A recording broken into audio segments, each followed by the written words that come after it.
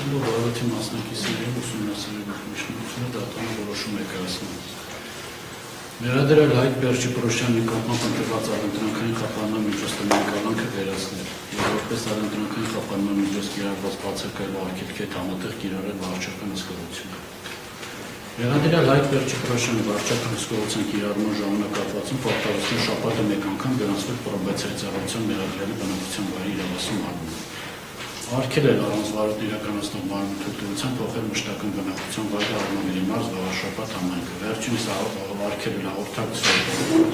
Սուն վարորդով մասնավոր մասնակիցների և Արագածոտնի թեմի հոգևորականների հետ։ Արգելել այցելել թեմի նստավայր, ինչպես նաև հայ առաքելական Սուրբ եկեղեցիներ Արագածոտնի մարզում գտնվող։ Որոշումը սահմանաժամկետում կտրամադրվի վարորդի մասնավոր և հանրային մասնակիցներին։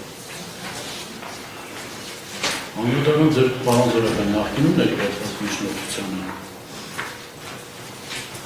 մասնավորապես Ատոմնաբուժանի մասով դատան արդեն թույլատրել է փետրվարի 27-ին այցելել։ Փետրվարի 27-ին պրոբացիայի ծառայության միջոցով